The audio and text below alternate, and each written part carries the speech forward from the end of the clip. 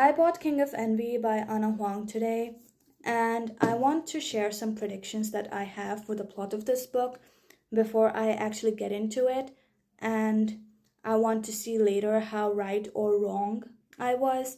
And yes, I know that it has been out for over a month now. However, I was able to avoid major spoilers, so I'm going to share my predictions anyway. Now let's start without wasting any time. So the protagonists of this book are Vuk and Ayana. Excuse me. Vuk is a billionaire, Ayana is a model. She's a super famous model. Vuk is in love with Ayana.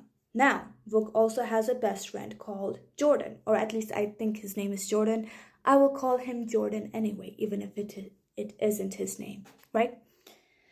Jordan is Vuk's best friend. He is also Ayana's fiance.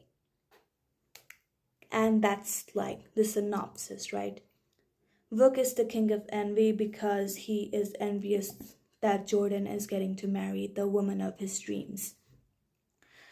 Now, most people would think that the obvious antagonist slash villain to this book would be Jordan because he's the one standing in the way of like Vuk and Ayana getting together.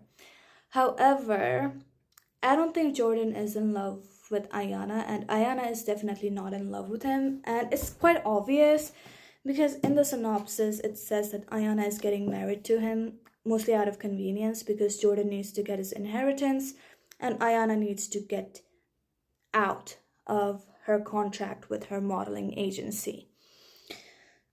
Now, it's like, let's just forget about Ayana for a bit. Let's focus on Jordan mostly. There are a few reasons why I don't think Jordan is the main villain of this book. Number one, Jordan is Vuk's best friend, and Ana Huang doesn't really make a morally gray character's best friend also another like morally gray slash morally dark man.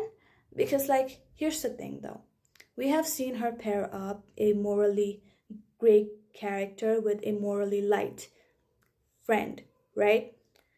We saw it done with Alex and Josh, Christian and Reese, and Dante and Kai. And most recently, I guess, would be Dominic and Roman. Okay? And I think that's the case with this one too.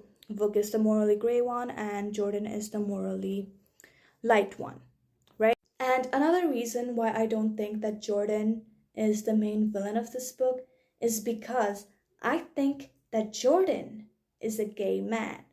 Or even if he is not gay, he has to be some sort of a queer man, right? And the only reason why the will states that he needs to get married for him to inherit his inheritance is because his family is homophobic, right? And that that makes so much sense. And not only do I think that Jordan is a queer man, I think he would be the main love interest in King of Lust. Not that he will be King of Lust, but that he will be the man that the King of Lust will be lusting after. Because if you think about it, I think it would make sense if the King of Lust would be a pansexual man, right? And his book being a queer romance. And honestly, though, if I am right about this, I am extremely excited. I would be really happy if I was right, but I will not give Ana Huang any heed if I am wrong because, like, at the end of the day, it is her series and she can pair up whoever she wants to together. But, like, that's just my prediction about like what kind of pairing that we will have for the last book in the series. So, yeah, that's my prediction for King of Envy and King of Lust. Now, King of Envy's, my prediction would be proven wrong or right by the time I finish King of Envy. But for King of Lust, I would have to wait until King of Gluttony comes out. Why King of Gluttony? Because Ana Huang usually announces like her next pairing after like the book ends. Like in this one, right? You can see that the next pairing for King of Gluttony is Sebastian and Maya. So, yeah, let's see if I'm right or if I'm wrong.